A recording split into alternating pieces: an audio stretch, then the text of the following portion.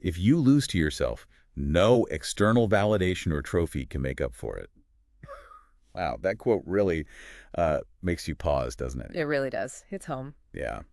Have you ever, felt like your biggest challenge isn't really something out there, but, well, it's actually you, the person looking back in the mirror? Absolutely. And that's exactly what we're going to dive into today. This whole idea of the internal battle, Yeah. the you versus you concept that comes up in the sources we looked at. Right. So our mission really for this deep dive is to get a handle on why this internal struggle is, well, so incredibly important and maybe pull out some things people can actually use. Because those external wins, like a promotion or some award, Hmm. they feel great for a moment, but they can be pretty fleeting, Right. can't they? Evanescent, I think one source called it. They just sort of fade. Yeah.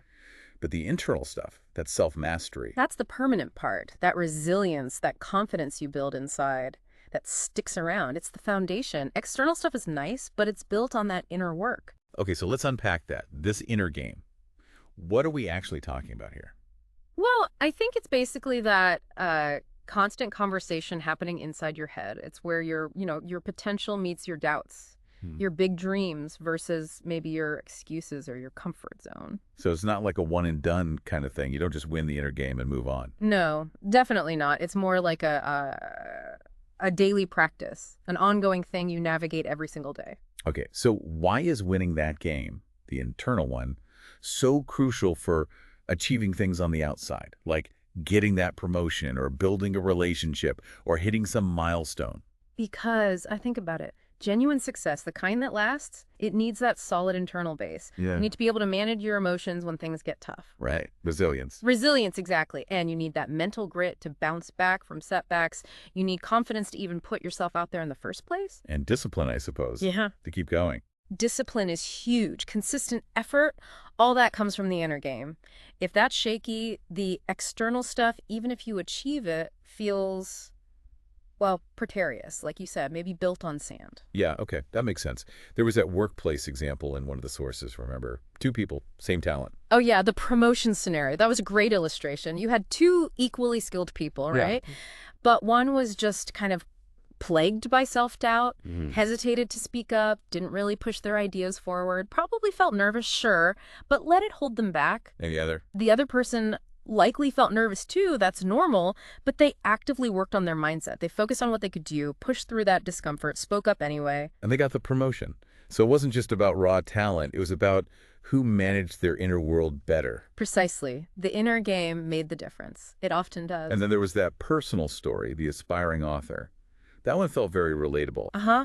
Years of wanting to write a book, but just stuck, frozen by those internal questions. Who am I to do this, or what if nobody likes it? Oh, I know that feeling, the what ifs. So what changed? How did they finally break through? It wasn't some magic moment of finding courage. It was about action. Small, consistent action. Like what? They committed to just 30 minutes of writing every single day. Whether they felt inspired or not, whether the fear was loud or quiet that day, they just did it. So the fear was still there. Oh, yeah. The fear didn't just disappear, but the action taken despite the fear that was the win, that consistency started to override the hesitation. That's powerful. It wasn't about eliminating fear, but acting with it. So let's break down some of these common inner battles people face.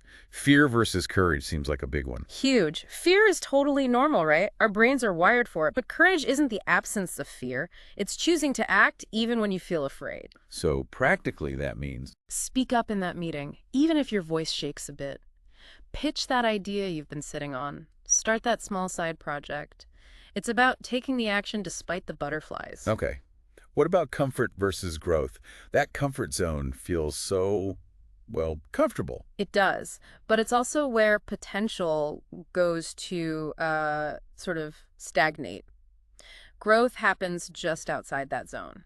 So you need to push yourself intentionally. Exactly. Take that slightly scary assignment at work, sign up for a course that stretches you, say yes sometimes, even when you don't feel 100% ready.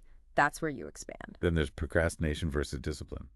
I think everyone struggles with this one Oh, sometimes. for sure. Motivation is great when it shows up, but it's notoriously unreliable, isn't it? Definitely. Discipline, though, that's reliable. It's about building systems, scheduling the habits, doing it even when you don't feel like it. That's what actually gets things done. Don't wait for the mood to strike. Right. Create the structure. Okay, how about self-doubt versus self-belief? That little voice. That critical inner voice versus the more encouraging one. It's about consciously choosing which one you listen to, which one you amplify. So in practice. Apply for that job even if you doubt you're qualified. Share your work even if you're worried about criticism. Trust the preparation you've done. Give yourself some credit. And the last one, excuses versus accountability. Oof. Yeah, excuses feel good in the moment, right? They protect the ego.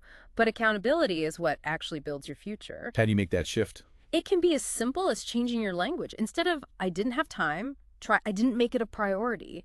It forces a level of self-awareness. Okay, why didn't I make it a priority? That's a subtle but really powerful shift. Okay, so we know the battles. Mm. What about strategies? How do we actually start winning this inner game more often? Well, one thing mentioned is starting the day intentionally. Your morning mindset. How so? It doesn't have to be elaborate, just like 15 minutes of journaling, maybe planning your top priorities, or even just some quiet reflection before the day rushes in, sets the tone. Okay, intentional start. What else? Daily reps of courage, like we talked about with fear, do one small thing that feels slightly uncomfortable each day. It rewires your brain, builds that muscle. Makes sense? Like microdosing bravery? Kind of. And another key thing is protecting your energy. Who you surround yourself with matters. Are they supportive? Do they challenge you in a good way? Or do they drain you? That's a big one. Your environment. Huge. And then there's the idea of micro wins over these, huge, overwhelming mega plans. Ah, like the author example. Small steps. Exactly. Consistent small actions build momentum. It makes big goals feel less daunting and keeps you moving forward. Progress, not perfection. I like that. And finally, what about when things inevitably go wrong? Setbacks happen. Reframe them. Instead of seeing a setback as failure, view it as feedback. What can I learn here? What needs adjusting? It takes the sting out and turns it into a learning opportunity. Okay, these are really actionable. It really drives home that quote you mentioned earlier. Which one was that? The one about the real enemy. Because the real enemy isn't someone else getting ahead. It's your own hesitation, your own comfort, your own doubt.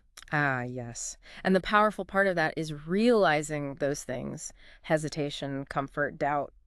Those are internal. They're things we actually have some control over. Absolutely. So as we kind of wrap this up, it feels like the core message really is. It's always you versus you. That's the main event. That's the main event. And the victories that truly matter, the ones that bring lasting satisfaction, they're those internal ones. Overcoming your own limits, choosing growth. So maybe the question for everyone listening to ask themselves is, am I defeating the version of myself that refuses to grow? Am I actively working against that part of me? That's a deep question to sit with. Because really, if you can win that battle, like that final quote said, Yeah, if you can beat the version of you that says not today. you'll never lose again. Yeah. It puts the power right back in your hands.